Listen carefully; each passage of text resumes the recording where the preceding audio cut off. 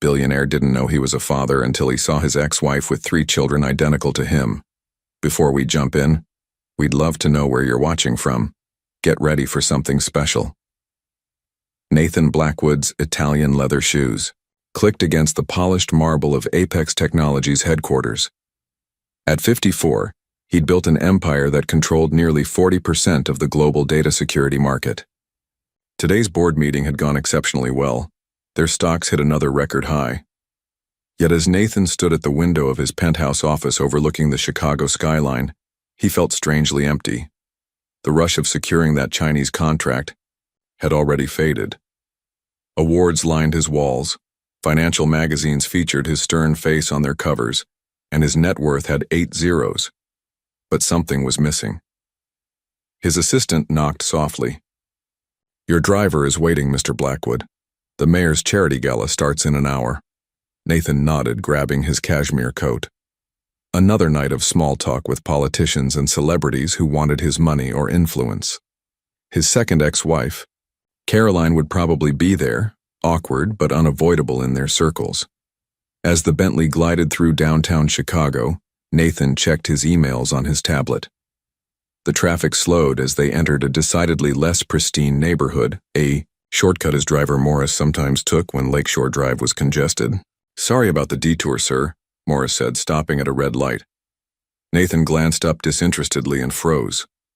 There, on the crumbling sidewalk outside a rundown convenience store, stood a woman with 3 young boys. Something about her profile caught his attention. The way she tilted her head, her shoulders set with stubborn dignity despite her obviously worn clothes. Most striking was the empty sleeve where her left arm should have been. "Eliza," he whispered, his tablet sliding forgotten to the floor. As if hearing her name, the woman turned. Beneath a knit cap, a painfully familiar face stared directly at his window, her eyes widening in recognition. Nathan's world tilted on its axis. Eliza Thompson, his first wife from a lifetime ago. And those boys, identical triplets with his, gray eyes and square jaw, looked about 11 years old. "Stop the car," he commanded, already opening the door before Morris could fully brake. The Bentley hadn't fully stopped when Nathan threw open the door. Chicago's bitter December wind bit through his expensive suit as he rushed across the slushy street. "Eliza," he called. "Eliza Thompson?" The woman instinctively pulled the boys closer, her one arm stretching protectively across all 3. Recognition and something like terror flashed in her eyes. "Nathan." Her voice was raspier than he remembered. Weathered by years, he knew nothing. About the boys, carbon copies of each other with tousled dark hair and striking gray eyes stared curiously. One whispered to another, and all 3 scrutinized Nathan's face with unsettling intensity. "Are these?" Nathan couldn't finish the question. Eliza's jaw tightened. "Yes. Jackson, William, and Thomas. Your sons." The world seemed to spin. Nathan steadied himself against a lamppost. "How? When?" He struggled to form coherent thoughts. "I found out I was pregnant a week after you left," Eliza said flatly. "Surprise?" "Triplets." Nathan stared at the boys, his boys, who had his height, his jawline, his eyes. 11 years, he'd missed 11 years. "Why didn't you tell me?" His voice cracked. "Tell you?" Bitterness crept into her tone. "You made it perfectly clear our marriage was a mistake when you traded up for Carolyn Bennett and her daddy's investment money. The divorce papers were still warm when you got remarried." One of the boys, William, Nathan would later learn, stepped forward protectively. "Mom, who is this man?" Eliza hesitated. "This is your father." 3 identical pairs of eyes widened simultaneously. "I thought he was dead," Thomas blurted. Nathan felt the words like a physical blow. "Dead?" Eliza at least had the grace to look embarrassed. It was easier than explaining abandonment to toddlers. A homeless man shuffled past, eyeing the incongruous scene. A billionaire in bespoke clothing facing a one-armed woman and 3 boys in threadbare coats. "What happened to your arm?" Nathan asked quietly. "Industrial accident. 4 years ago." Eliza's gaze hardened. The company went bankrupt before paying full compensation, with 3 growing boys and medical bills. She shrugged her one shoulder. We manage. You're homeless, Nathan stated, noticing the overstuffed backpacks at their feet. We're between places, she corrected proudly. Our landlord sold the building. We're staying at a shelter until… No. The word came out more forcefully than he intended. No shelter, come with me. Jackson, the natural protector, stepped forward. Mom doesn't need your charity. Nathan looked at his son, and saw his own stubborn pride reflected back at him. It's not charity, he said softly. It's 12 years of missed responsibility. Tension crackled in the Bentley's luxurious interior. Morris kept glancing, in the rearview mirror, clearly confused by the sudden addition of 4 passengers. The triplets huddled together on one side, whispering and occasionally stealing glances at Nathan. Eliza sat rigidly, her one hand gripping her worn backpack. Where exactly are we going? She finally asked. The Peninsula Hotel, Nathan replied. I keep a permanent suite there. She stiffened. We're not charity cases, Nathan. It's just for tonight, he assured her, until we figure something out. William, the analytical one, spoke up. You live in a hotel? No, Nathan explained. I have a house in Lake Forest, but it's 45 minutes away, Eliza finished. Nathan looked surprised. I still read the business pages, she added quietly. Car pulled under the hotel's elegant portico. The doorman's eyes widened slightly at the sight of Nathan Blackwood with a one-armed woman and 3 identical boys in worn clothes. Mr. Blackwood, welcome back, he managed professionally. In the grand lobby, more stairs followed them to the elevator. Nathan noticed Thomas clutching his mother's sleeve, overwhelmed by the opulence. The suite was larger than Eliza's last apartment. Floor-to-ceiling windows showcased Chicago's glittering skyline. The boys gravitated toward the massive television while Eliza stood uncomfortably in the center of the living room. Are you hungry? Nathan asked. Jackson answered immediately. Starving. Jackson, Eliza scolded. It's fine. Nathan grabbed the room service menu. Order whatever you want. While the boys debated between burgers and pizza, Nathan gestured Eliza to the balcony. Outside in the biting cold, privacy finally allowed the questions burning inside him. Triplets, he breathed. How did you manage alone? One day at a time, she replied. My sister helped until she moved to Oregon. Why didn't you tell me, Eliza? They're my sons. Her eyes flashed. You made your choice very clear, Nathan. You wanted your freedom and Caroline's connections. The divorce papers specifically waived all claims between us.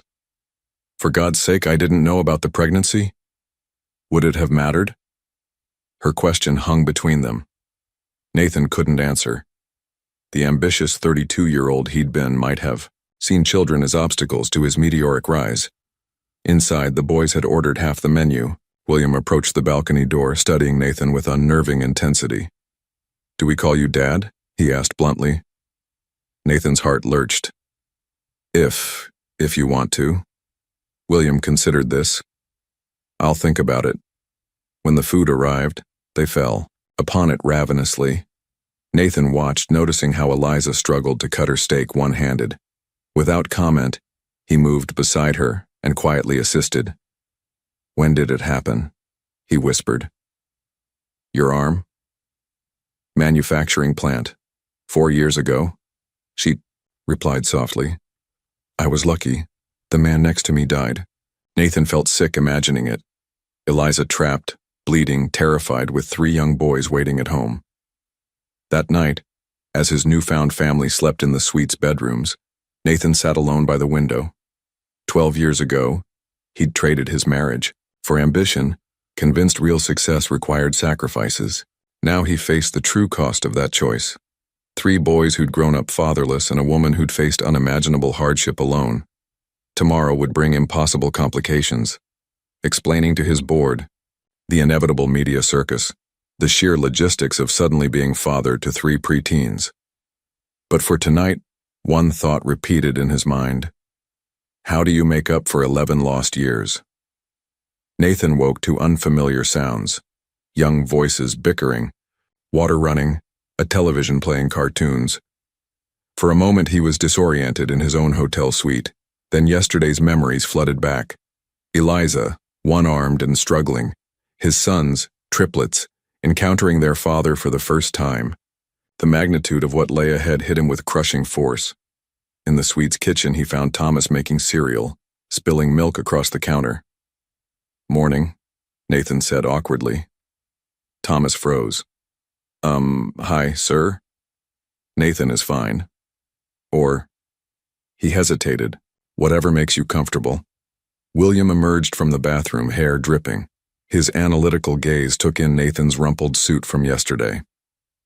"Do you really own Apex Technologies?" he asked without preamble. "I founded it, yes." William nodded, thoughtfully. "Our school computer lab uses your security software." "Your school?" Nathan seized the opening. "Which one is that?" "We don't go there anymore," William replied. "We moved too far away after the eviction." Nathan's stomach tightened. Another consequence of his absence. Jackson appeared, protectively checking on his brothers before acknowledging Nathan with a curt nod. "Where's your mother?" Nathan asked. "Bathroom," Thomas answered. "It takes her longer, you know." He gestured vaguely toward his own left arm. Shame washed over Nathan. Eliza emerged, damp hair pulled back, wearing yesterday's clothes. "We should get going," she said, avoiding Nathan's eyes. "The shelter serves breakfast until 8.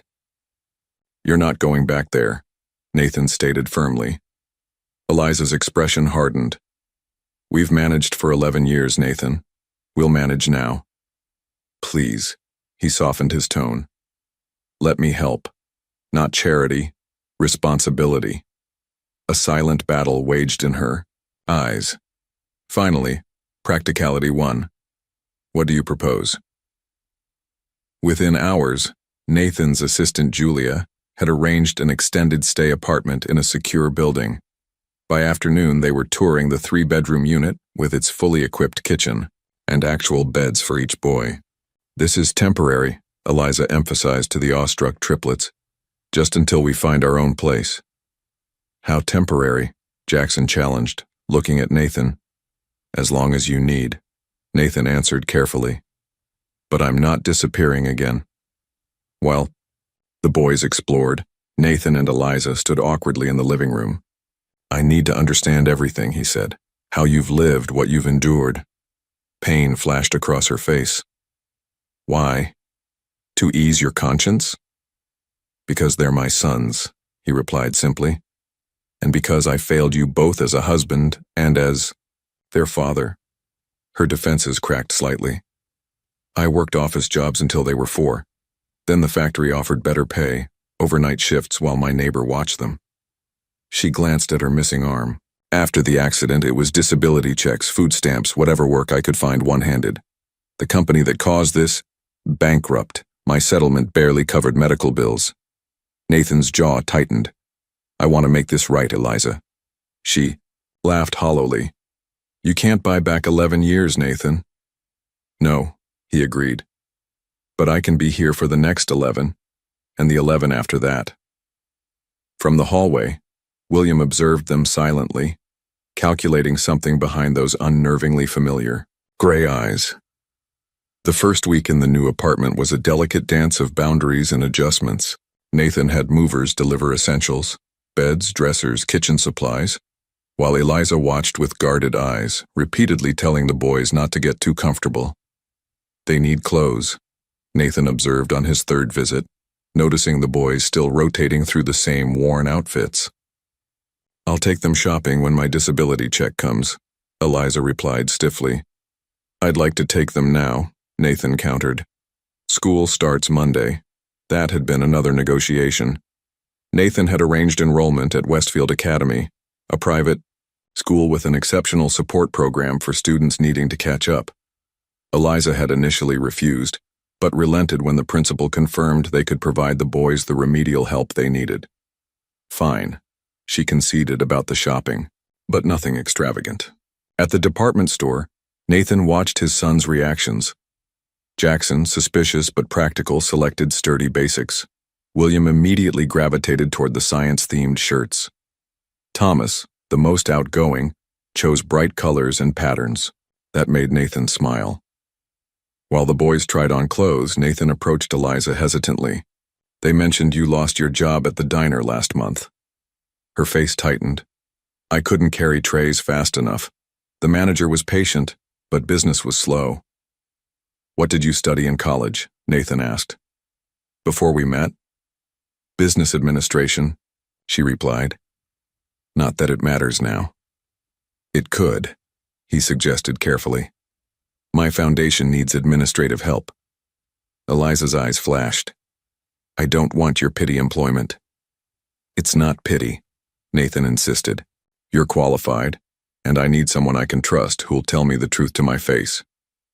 A ghost of a smile touched her lips. I was always good at that.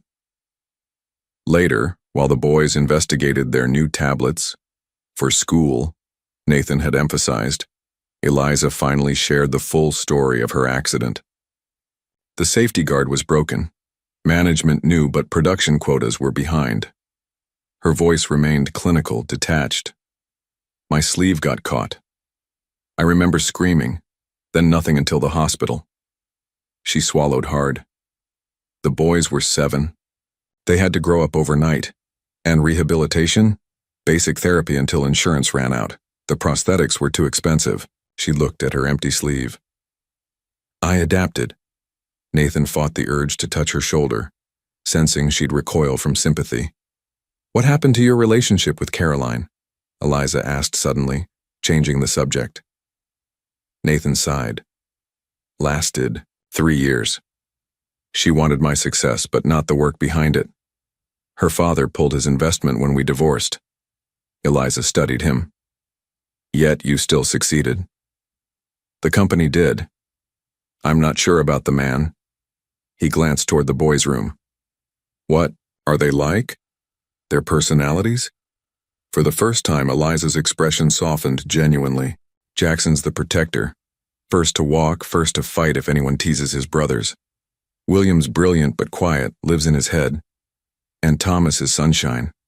Never stops talking, makes friends everywhere. They're amazing, Nathan said quietly. You did that, Eliza. You raised incredible boys under impossible circumstances. Something unreadable flickered in her eyes.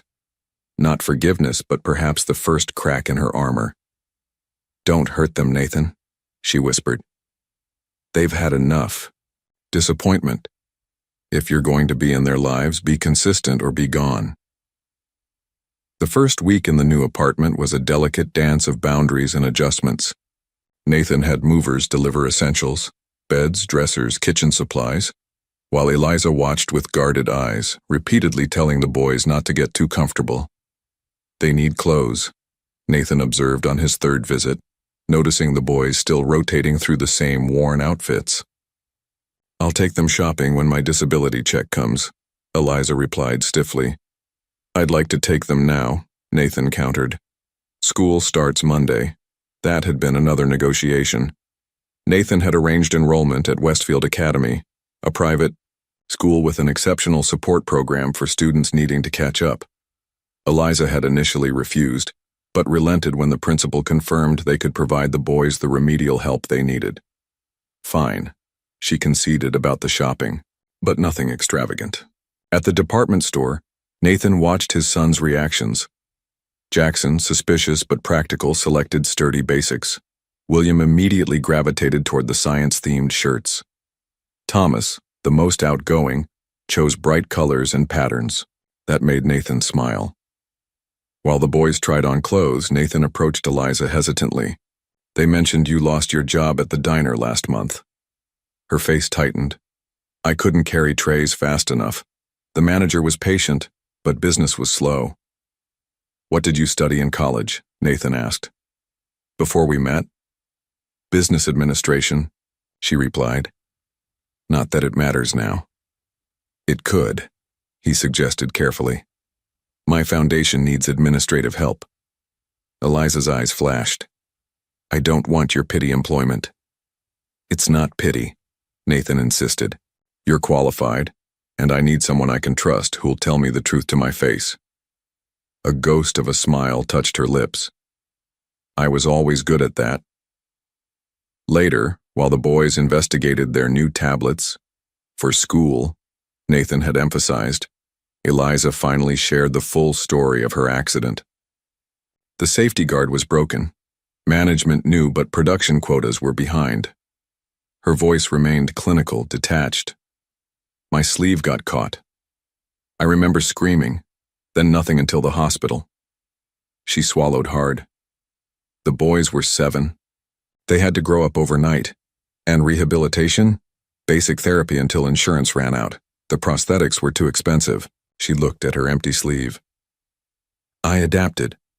Nathan fought the urge to touch her shoulder, sensing she'd recoil from sympathy. What happened to your relationship with Caroline? Eliza asked suddenly, changing the subject. Nathan sighed. Lasted 3 years. She wanted my success, but not the work behind it. Her father pulled his investment when we divorced. Eliza studied him. Yet you still succeeded. The company did. I'm not sure about the man. He glanced toward the boys' room. What are they like? Their personalities? For the first time, Eliza's expression softened genuinely. Jackson's the protector. First to walk, first to fight if anyone teases his brothers. William's brilliant but quiet, lives in his head. And Thomas is sunshine. Never stops talking, makes friends everywhere. They're amazing, Nathan said quietly. You did that, Eliza. You raised incredible boys under impossible circumstances. Something unreadable flickered in her eyes. Not forgiveness, but perhaps the first crack in her armor. Don't hurt them, Nathan, she whispered. They've had enough. Disappointment. If you're going to be in their lives, be consistent or be gone. 2 weeks into their new arrangement, Nathan sat at the kitchen table helping the triplets with math homework. Though enrolled in the same grade, the boys displayed vastly different learning styles. Jackson rushed through problems, Thomas doodled in margins, and William meticulously showed each step. That's not how Mom taught us fractions, Thomas protested, when Nathan demonstrated a technique. Show me your way, Nathan encouraged. Thomas demonstrated a creative method Eliza had developed using everyday objects when textbooks were unavailable. Nathan was impressed. Your mom's pretty brilliant, he admitted. From the doorway, Eliza observed silently. She'd started part-time at Nathan's foundation 3 days ago, reluctantly accepting the role. Though still wary, she couldn't deny the stability helped the boys. They hadn't been this relaxed in years.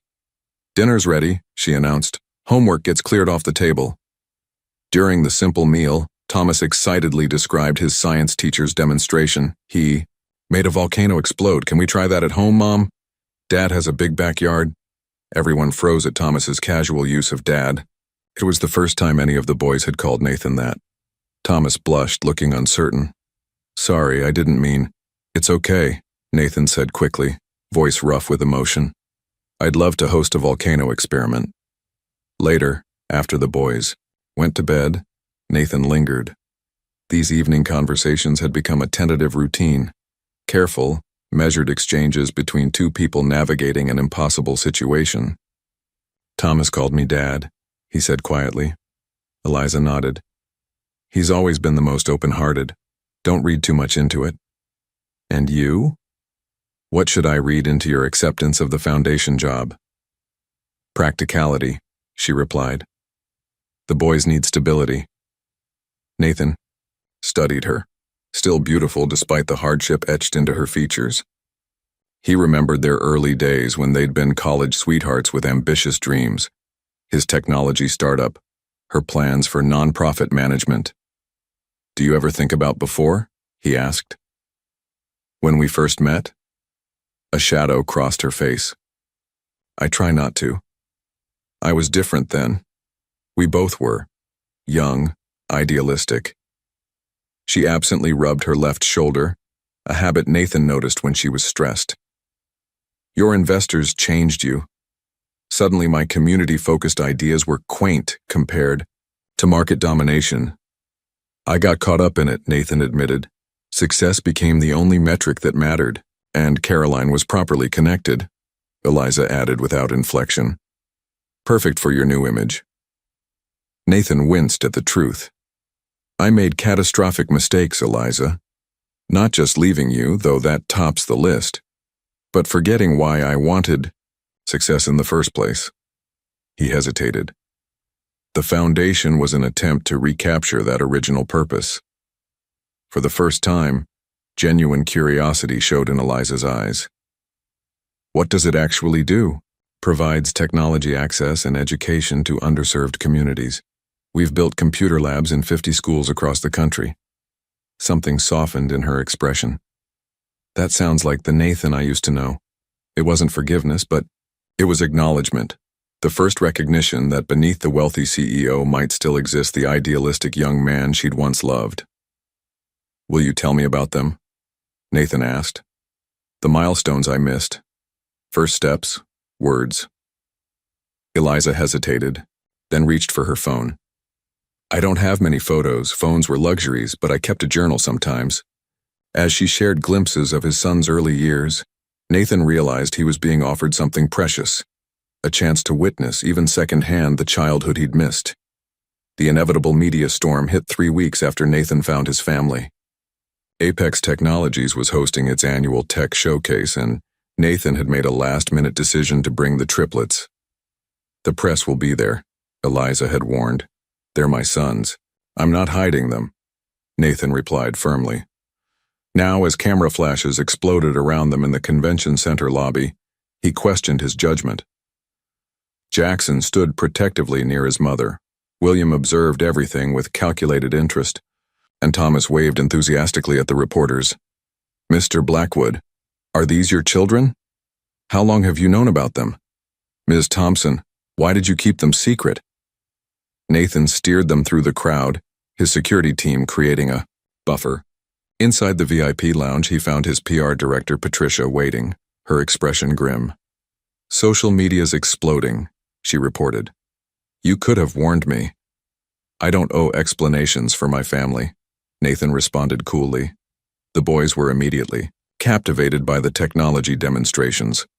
William disappeared into deep conversation with the engineering team about quantum processing. Thomas charmed everyone he met, collecting business cards and free gadgets. Even Jackson relaxed, testing a virtual reality headset. Eliza stood apart, clearly uncomfortable in her simple dress among designer outfits. When the company's chief financial officer approached her with barely concealed suspicion, Nathan intervened. Victor, meet Eliza Thompson, the foundation's newest administrator and my former wife. Current co-parent, Eliza corrected quietly as the evening progressed. Nathan noticed board members huddled in corners casting concerned glances his way. He wasn't surprised when board chairman Hamilton requested a private word. Quite the bombshell, Nathan, Hamilton said, swirling his scotch. Triplets. Hidden for over a decade, reappearing just before our IPO announcement. They weren't hidden, Richard. I didn't know they existed. Hamilton's eyebrow arched skeptically. Shareholders despise surprises. Stability and predictability drive stock prices. My personal life isn't relevant to company performance, Nathan countered. Everything about a CEO affects share value. Hamilton leaned closer. The board suggests keeping your situation low profile until after the IPO. Nathan felt a familiar anger rising, the same ruthless instinct that had once driven him to sacrifice his marriage for success. Before he could respond, William appeared at his elbow. Dad? Thomas is getting overwhelmed by the noise. Jackson's getting protective. Potential. Situation developing. Nathan excused himself immediately, leaving Hamilton mid-sentence. He found Thomas near tears, covering his ears while Jackson squared off against a pushy photographer. Enough, Nathan announced, placing himself between his sons and the camera. Event's over for us. In the car heading home, silence reigned until Thomas asked innocently, Are we in trouble? That man seemed mad at you. What man? Eliza questioned. The old one talking to Dad, William supplied. He said we were a problem for something called an IPO. Nathan saw Eliza's expression darken. She remembered his priorities all too well. You're never a problem, Nathan assured the boys firmly. You're my sons and nothing. No business deal, no amount of money matters more than that. The words surprised even him with their conviction. Glancing at Eliza, he caught something unexpected in her gaze. The first flicker of respect since their reunion. The inevitable media storm hit 3 weeks after Nathan found his family. Apex Technologies was hosting its annual tech showcase, and Nathan had made a last-minute decision to bring the triplets. The press will be there, Eliza had warned. They're my sons. I'm not hiding them, Nathan replied firmly. Now, as camera flashes exploded around them in the convention center lobby, he questioned his judgment. Jackson stood protectively near his mother. William observed everything with calculated interest, and Thomas waved enthusiastically at the reporters. Mr. Blackwood, are these your children? How long have you known about them? Miss Thompson, why did you keep them secret? Nathan steered them through the crowd, his security team creating a buffer.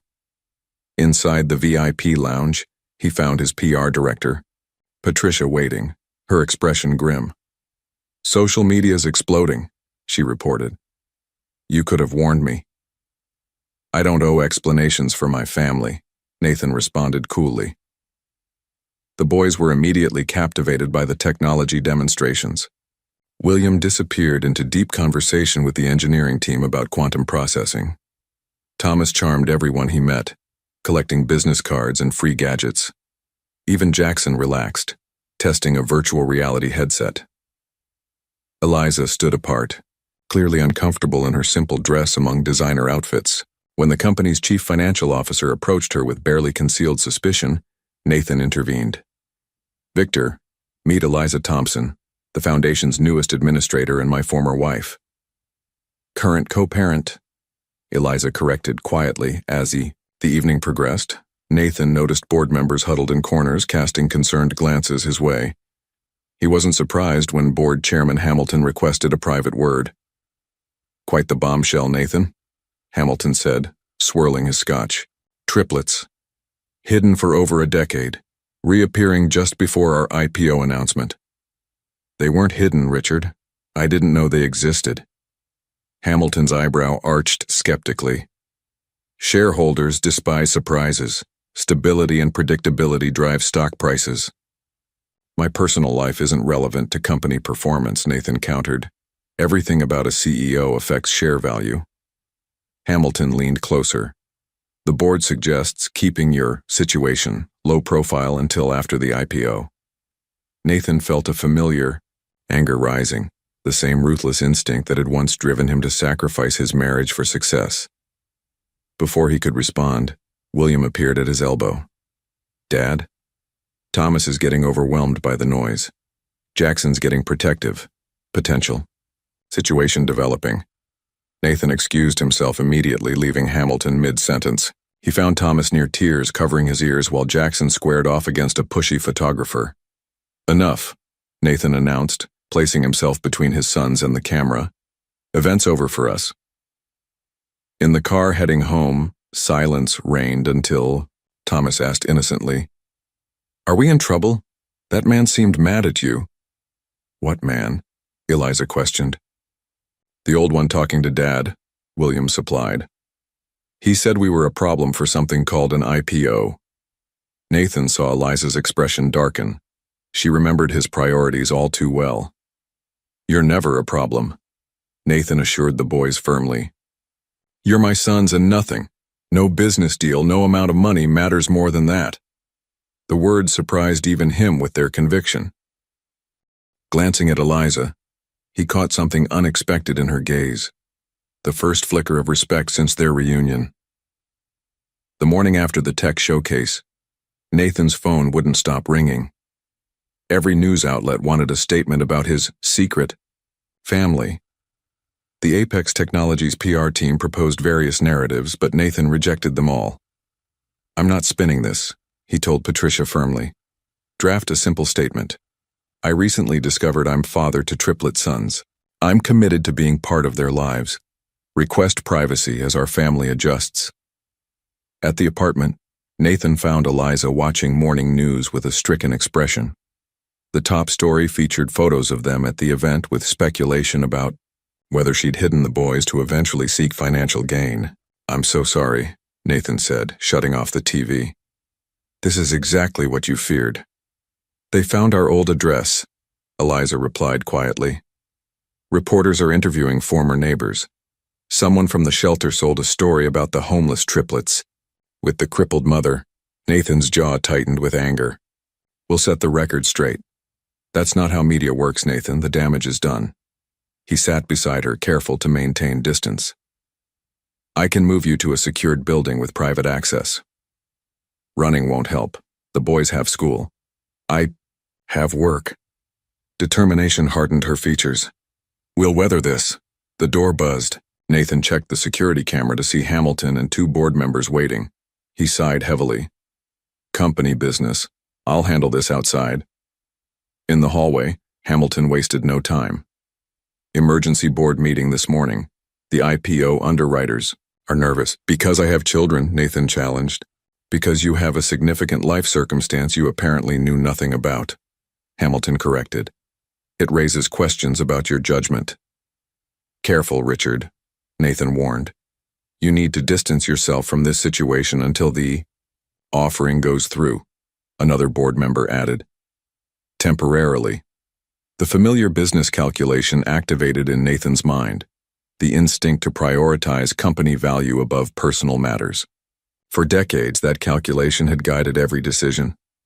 Let me be absolutely clear, Nathan said slowly. I will attend your meeting. I will reassure investors. But I will not, under any circumstances, distance myself from my family. As the elevator doors closed behind the stunned board members, Nathan realized he'd made his choice without hesitation. The company had been his entire identity for so long. Now it felt like just a job. Inside, he found the boys getting ready for school, seemingly oblivious to the chaos. William glanced up from tying his shoes. The derivative probability function you showed me yesterday worked, he said. I finished that math module early. He's 3 grades ahead in math now, Eliza explained with quiet pride. Jackson emerged from the bathroom, hair still damp. Mom, says there's reporters. Do we need to move again? The weariness in his voice, a child too accustomed to instability, broke Nathan's heart. No, Nathan assured him firmly. This is your home for as long as you want it. But your job. Eliza started. We'll survive, Nathan finished. Or it won't. Either way, I'm not repeating past mistakes. Thomas bounded in, backpack already on. Dad, can you drive us to school, please, in the cool car? The Bentley attracts attention, Eliza cautioned. Nathan considered the board meeting, the IPO, his career built over decades, then looked at his sons' faces. Morris can take a different route to avoid photographers, he decided. Let's go. As they left, Eliza whispered, Nathan, don't sacrifice everything you've built. The boys will understand. If you need to focus on work. They shouldn't have to understand, he replied, not again. For the first time since their reunion, he gently squeezed her shoulder. More surprising was that she didn't pull away. The emergency board meeting was as contentious as Nathan expected. He sat at the head of the polished conference table watching, 10 faces ranging from concerned to hostile.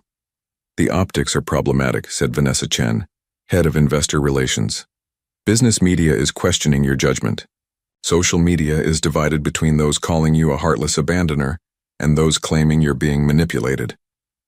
What matters is how this affects the IPO, Hamilton interjected. Potential investors don't like uncertainty.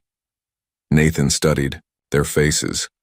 People he'd worked alongside for years, who knew only the ruthlessly focused version of himself. I've prepared a statement, he said calmly. I recently discovered I'm father to triplet sons. I'm committed to my family and to this company. Both can thrive simultaneously. That's insufficient, argued Victor, the CFO. We need to assure shareholders your personal situation won't impact leadership. A notification lit up Nathan's phone, a text from Eliza. Thomas sent to principal's office. Fight with classmate who called me a gold digger. Can you call the school? Without hesitation, Nathan stood. This meeting is postponed. Family emergency. Nathan, Hamilton sputtered. The underwriters are waiting. Then they'll continue waiting, Nathan replied, collecting his coat. My son needs me. At Westfield Academy, Nathan found Thomas with a split lip, slumped in a chair outside the principal's office. The boy's eyes widened with surprise when he saw his father. You came, Thomas said, voice small. Of course I came, Nathan replied, sitting beside him. I didn't mean to fight, Thomas whispered. But Ethan said Mom was only after your money, that she trapped you. Nathan felt a surge of protective anger. That's completely untrue. I know, Thomas sniffled. Mom could have told you any time if she wanted money. She didn't even cash your first child support check. Said we'd manage this. We could wait until it wasn't so complicated. Nathan froze. What check? Thomas looked confused. The one that came last week. Mom put it in her drawer. The principal emerged, expecting to see Eliza. Finding Nathan Blackwood instead rendered him momentarily speechless. Mr. Blackwood, I didn't realize you'd be coming. My son was defending his mother's honor, Nathan stated firmly. While I don't condone violence, I understand his reaction. Later, driving Thomas home, Nathan asked casually, So Mom didn't want to cash my check? Thomas shrugged. She said we should wait until we know if you're staying for real. At the apartment, Nathan found Eliza reorganizing the kitchen one-handed, a methodical process she'd perfected over years. How's Thomas? She asked immediately. 1 day suspension, which I'm treating as a father-son day tomorrow, Nathan answered, then added, You didn't tell me you received the support payment. Eliza froze, then sighed. Thomas mentioned it. Why didn't you cash it? She turned to face him directly. Because this isn't about money, Nathan, it never was. The moment I cash that check, people will say I planned this, that I kept the boys hidden to eventually cash in. People will talk regardless, Nathan reasoned. It's not just that, she admitted. Once I accept financial help, there's no going back. What happens when you move on to the next shiny opportunity? The boys will be used to a lifestyle I can't provide alone. The distrust in her voice stung, but Nathan recognized its source, the ambitious young man who'd abandoned her without a backward glance. I'm not that person anymore, he said quietly. Eliza studied him, weighing truth against experience. Maybe not, she conceded. But forgive me if I need more than a month to believe that. The IPO announcement went ahead despite the board's concerns. To everyone's surprise, especially Hamilton's, Apex Technologies' valuation exceeded projections. Analysts attributed this to Nathan's newfound humanizing story, resonating with the public. Perhaps family values sell better than we thought, Hamilton reluctantly admitted at the post-IPO celebration. Nathan barely registered the comment, distracted by his phone. William had sent a photo of his science project, a working model of sustainable energy distribution that had won first prize. Nathan had helped with the circuitry last weekend, one of the most rewarding experiences of his life. You seem distracted for someone who just added several billion to his net worth, remarked Patricia. I promised to be home for dinner, Nathan replied, checking his watch. The boys are cooking. Patricia studied him with newfound respect. You've changed, Nathan. For the better, I hope. At the apartment, Nathan found chaos. Smoke billowed from the kitchen where Thomas enthusiastically stirred something unidentifiable. Jackson argued with William about proper pasta cooking times. Eliza supervised one-handed, laughing despite the disaster unfolding.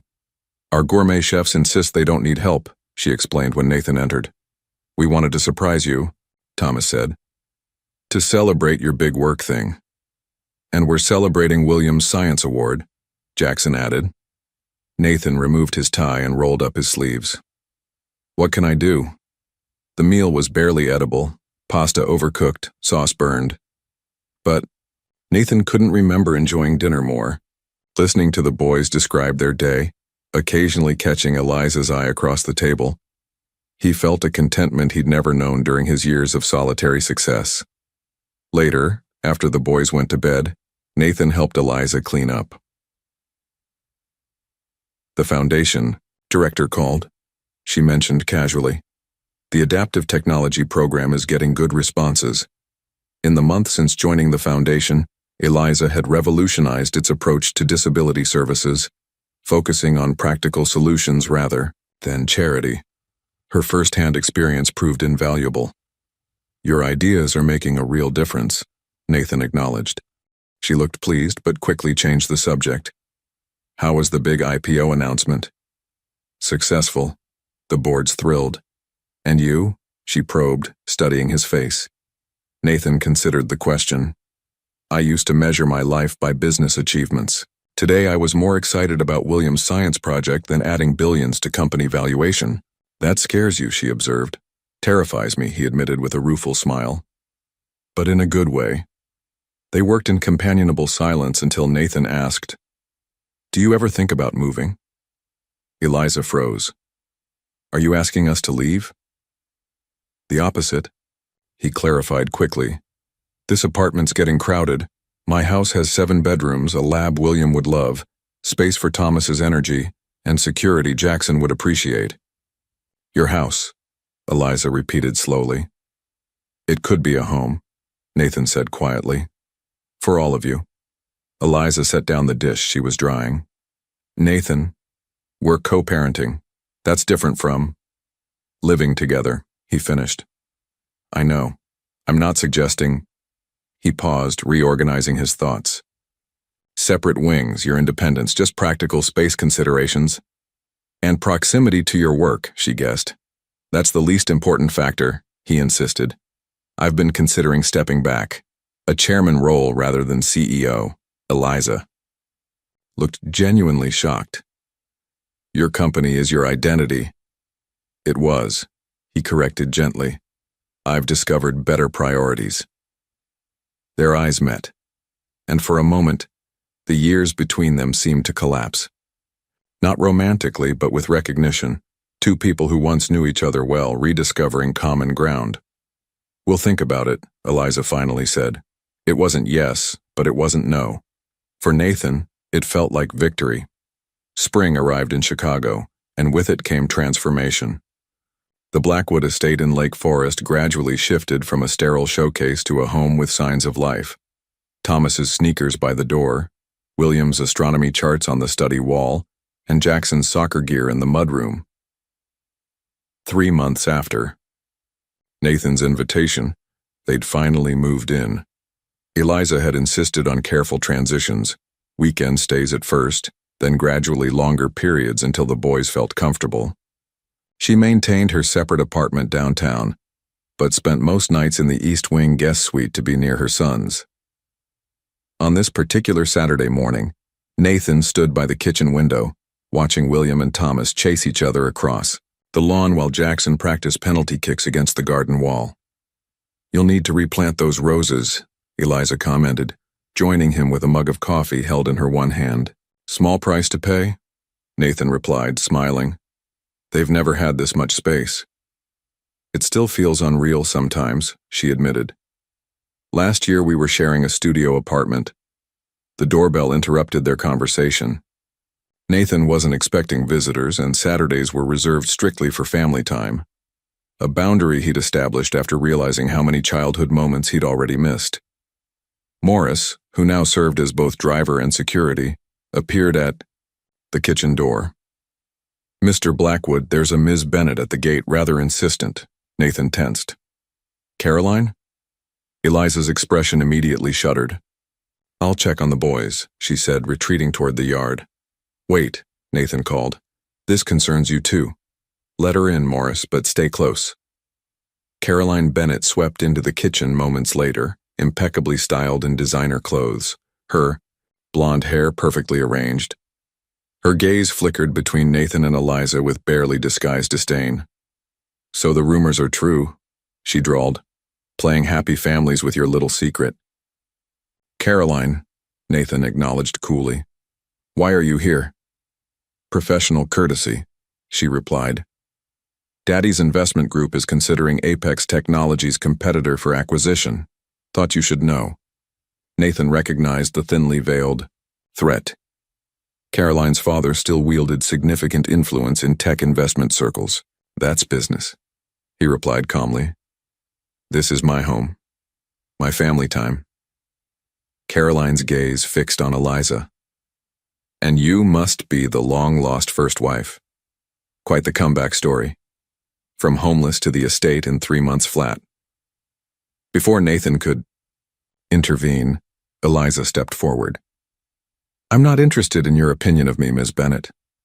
But I will ask you to leave before my sons come inside. They deserve peaceful weekends. Sons, Caroline repeated mockingly. Convenient timing, finding Nathan just as Apex goes public. That's enough, Nathan said sharply. Morris will show you out. As Caroline left, she called over her shoulder. The board should know your priorities have shifted dramatically. I wonder how shareholders will feel. When the door closed, Eliza's composure cracked. She's right about one thing, your priorities have changed. The Nathan I knew would have been on the phone immediately, damage control with her father. That Nathan didn't have anything worth protecting, he replied quietly. Through the window they could see the triplets still playing, oblivious to the visitor. William had convinced his brothers to help with some experiment involving the garden hose and a homemade weather station. I don't want them caught in corporate politics, Eliza said. Neither do I. Nathan hesitated. Which is why I've been considering that chairman role more seriously. Eliza studied him with genuine curiosity. You'd really step back? After everything you've built? I've missed 11 years, he said simply. I don't want to miss anymore. The moment hung between them. Not quite reconciliation, but understanding. The first signs of trouble appeared in the business press. Blackwood losing focus? Questioned one headline. Apex CEO prioritizes family over IPO follow-through, claimed another. Caroline's warning had materialized. Subtle but persistent questions about Nathan's commitment following the company's public offering. Nathan tried to shield Eliza and the boys from these concerns, but the triplets were surprisingly adept at finding information. One evening, William appeared in Nathan's home office with a tablet. The stock dropped 8% today, he stated matter-of-factly. After you missed the London investor call for Thomas's school play. Nathan set aside his laptop. You're monitoring Apex stock? William shrugged. I set up alerts. Are you in trouble because of us? No, Nathan said firmly. Business fluctuates, that's normal. Mom's worried, William continued. She thinks we're disrupting your life. Nathan sighed. William, the most perceptive of the triplets, never missed emotional undercurrents. Come here. Nathan patted the seat beside him. Before I found you and your brothers, my life was just work. Successful but empty. Now I have something that matters more. William considered this with his characteristic analytical expression. Statistically, most custody arrangements don't include living together unless the parents are reconciling. Nathan nearly choked. Your mother and I are just co-parenting, William finished. That's what she says too. But variables have changed. You look at her differently now. Before Nathan could formulate a response to this surprisingly astute observation, his phone rang. Hamilton's name flashed on the screen. I need to take this, Nathan apologized. William nodded, slipping out silently. Even at 11, he understood business emergencies. Richard, Nathan answered. It's after hours. The Bennett Group has made a hostile move, Hamilton replied without preamble. They've acquired 15% of outstanding shares through shell companies. They're partnering with Vision Tech for a takeover attempt. Nathan felt a familiar surge of competitive anger. Caroline was just a messenger. Emergency board meeting tomorrow morning. You need to demonstrate full commitment, Nathan. Shareholders are nervous about your divided attention. After hanging up, Nathan found Eliza in the kitchen, preparing lunches for tomorrow. The domesticity of the scene, her efficient movements despite having only one arm, The colorful notes she tucked into each lunch bag struck him powerfully. Business. Crisis? She asked, noting his expression. Caroline's father is making a play for Apex, he admitted, using my family commitment against me. Eliza set down the knife she was using to cut sandwiches. This is exactly what I feared. They're punishing you for choosing the boys. It's just business tactics, Nathan tried to reassure her.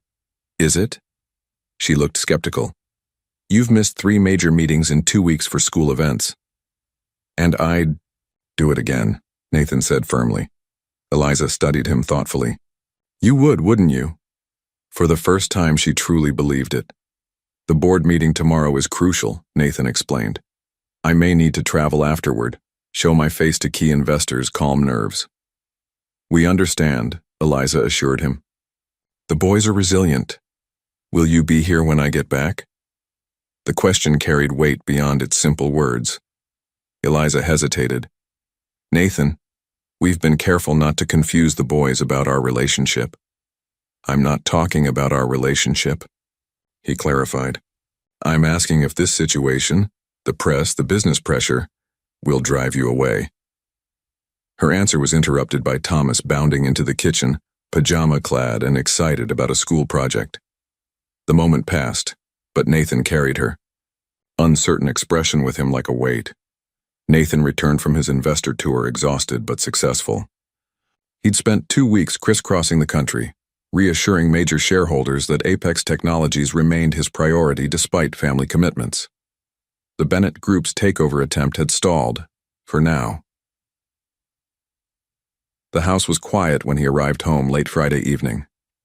A note from Eliza explained that the boys were at a school overnight trip, their first since moving in with Nathan. He felt a pang of disappointment. He'd missed them more than he expected. Unable to sleep, Nathan wandered through the suddenly empty-feeling mansion. In the kitchen, magnets held the boys' schoolwork to the refrigerator, Thomas's creative writing piece, William's perfect math test, Jackson's improved English essay. Evidence of lives advancing even in his absence. Nathan paused at Eliza's door in the east wing, noticing light beneath it. He knocked softly. Come in, she called. He found her sitting in an armchair, reading, glasses perched on her nose, reviewing. Foundation documents, you're back, she said, removing her glasses. How was the trip? Productive. The Bennett threat is neutralized temporarily. He gestured to the papers. Working late? The prosthetics program needs restructuring, she explained. The current application process is too complicated for people already overwhelmed by medical bureaucracy. Nathan smiled inwardly. This was exactly why she was perfect for the foundation. Empathy combined with practical solutions. I've been thinking, he said carefully, about what William asked before I left. Eliza looked confused. What did he ask? He pointed out that our living arrangement is statistically unusual for people who aren't reconciling. Her cheeks colored slightly. He's too observant for his own good. But not inaccurate, Nathan ventured. Nathan, Eliza sighed. We've been focused on the boys. Of course, he agreed. But these weeks away, I realized I missed all of you. Not just as the mother of my children, but as you, Eliza. She set aside her papers, her expression unreadable. We're not the same people we were 12 years ago. Thank God for that, Nathan replied sincerely. I was self-absorbed and ambitious to the point of cruelty.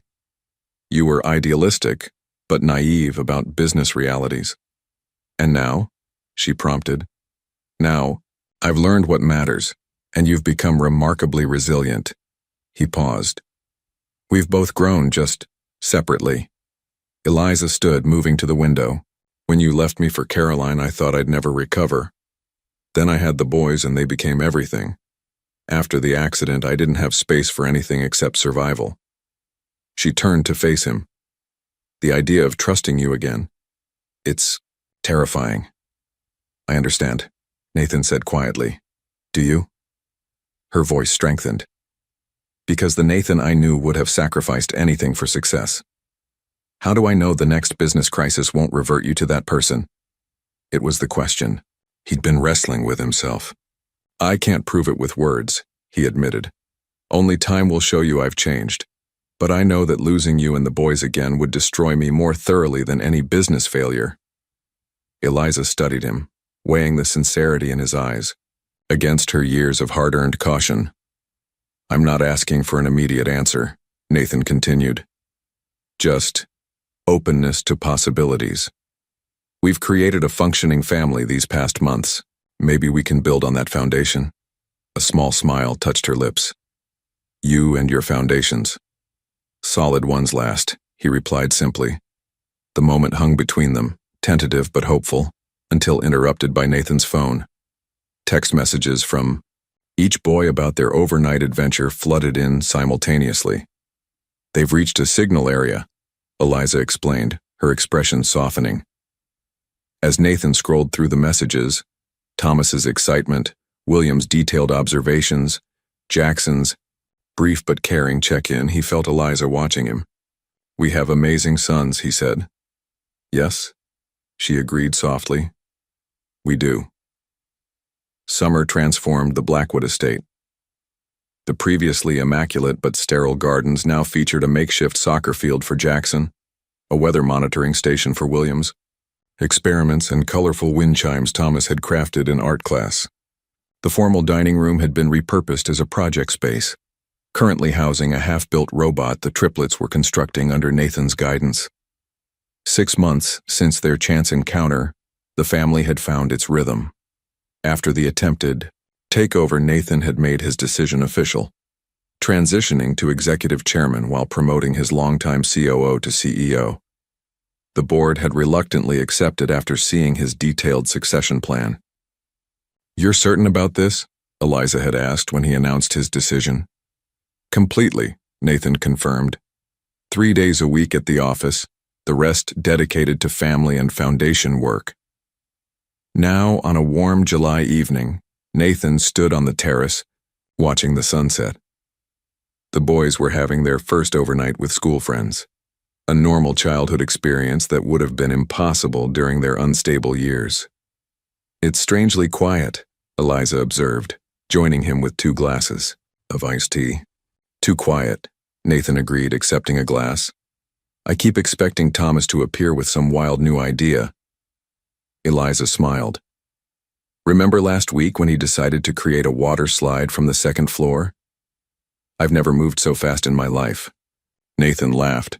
These moments had become precious, casual conversations without the guardedness that had characterized their early reunion. Eliza had gradually relaxed her defenses, allowing Nathan to glimpse the woman who had survived unimaginable challenges. I visited the Foundation's first adaptive technology center today, Eliza mentioned. The prosthetics program has 12 participants already. Nathan nodded. I saw the report. Your personal experience made all the difference in designing it. I've been thinking, Eliza said hesitantly, about trying a prosthetic myself. Nathan tried to mask his surprise. She had always firmly rejected the idea before, saying she'd adapted to life with 1 arm. What changed your mind? The boys, she admitted. They deserve a mother who isn't limited if she doesn't have to be. She paused. And maybe I deserve it too. Nathan felt a surge of admiration. You're the strongest person I know, with or without 2 arms, she smiled, a genuine smile that reached her eyes. These months, they've changed things. Changed me. Me too, Nathan acknowledged. More than 30 years pursuing success, never realizing what I really wanted. Their eyes met, a moment of complete understanding passing between them. Without overthinking, Nathan gently took her hand. Eliza, I'm not asking for forgiveness for the past, that would be too much. But I'm asking for a chance at a future, together, not just as co-parents. She didn't pull away, but her expression grew serious. Nathan, if we tried again, I couldn't survive being abandoned a second time. I'm not that man anymore, he promised. And I'll spend the rest of my life proving it if you'll let me. Her fingers tightened around his. We should take it slowly, for the boy's sake. And ours, Nathan agreed. As the sun disappeared behind the trees, casting long shadows across the lawn where their sons normally played, Nathan and Eliza remained, side by side, not yet fully reconciled but no longer separated by a chasm of pain and mistrust. One day at a time, Eliza whispered, resting her head tentatively against his shoulder. For a man who had once demanded immediate results in everything, Nathan found he was perfectly content with this gradual path forward. After all, some foundations needed to be rebuilt with careful precision. 1 year to the day since Nathan's Bentley stopped at that fateful red light, the Blackwood estate buzzed with activity. The foundation's first adaptive technology center was officially opening, and the family had gathered in the garden for a private moment before the public ceremony. Nathan adjusted his tie, trying to calm his nerves. He'd given countless presentations to investors, but today felt more significant than any IPO. Stop fidgeting, Eliza chided gently, approaching in an elegant blue dress that complemented her new prosthetic arm.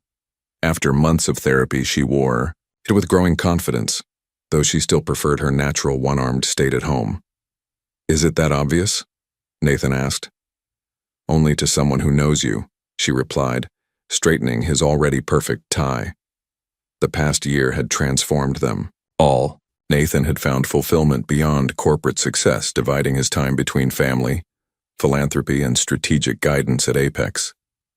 Eliza had blossomed as the foundation's director, her unique perspective revolutionizing their approach to disability services. Most remarkable was the triplets' evolution. Jackson had channeled his protective instincts into school leadership, organizing support for struggling classmates.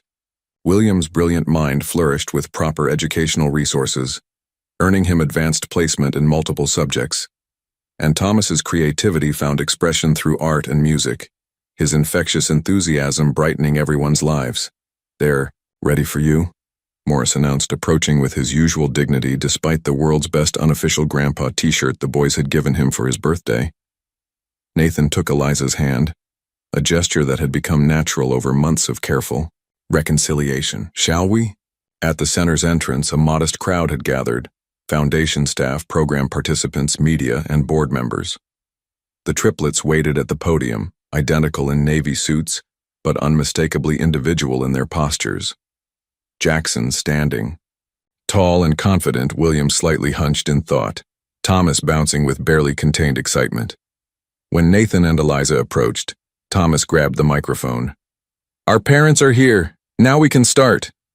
Laughter rippled through the audience. Nathan felt his chest tighten at that simple phrase. Our parents, spoken without hesitation or qualification. The ceremony proceeded with speeches about technological access and equal opportunity, but Nathan found himself focusing on the journey rather than the achievement. 1 year ago, he'd been a successful but hollow man who had abandoned his pregnant wife for ambition. Now he stood beside that same woman, co-parenting their sons, building something meaningful together. After cutting the ribbon, Nathan stepped to the microphone for closing remarks, but veered from his prepared text. A year ago, I believed success was measured by market share and profit margins, he began. Then fate gave me a second chance I didn't deserve. His eyes found Eliza's. It took losing everything to realize what truly matters. This center isn't just about adaptive technology. It's about adapting ourselves to discover what's genuinely important. Later, as guests toured the facility, Nathan found himself momentarily alone with Eliza in the garden. I never thanked you, he said quietly. For what? For giving me the chance to know our sons, for allowing me to earn back your trust little by little. Eliza's eyes softened. We've all healed this year, Nathan. The boys having their father, me finding purpose beyond survival. She hesitated, and us finding our way back to each other. Next week is Thomas's birthday, Nathan reminded her. He's been dropping hints about wanting his parents officially together again. Eliza smiled. Subtle hints, like asking when we're getting remarried?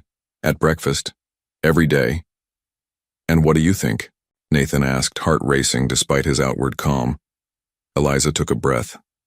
"I think life taught me the hard way that nothing is guaranteed, but I also think some journeys come full circle for a reason." Her hand found his. "I'm ready if you are." As their sons bounded toward them across the lawn, faces alight with joy and possibility, Nathan and Eliza exchanged a look of quiet understanding. The fortune Nathan had lost and found wasn't measured in billions, but in second chances, and the wisdom to recognize real wealth when it finally appeared before him at a red light on a Chicago street corner.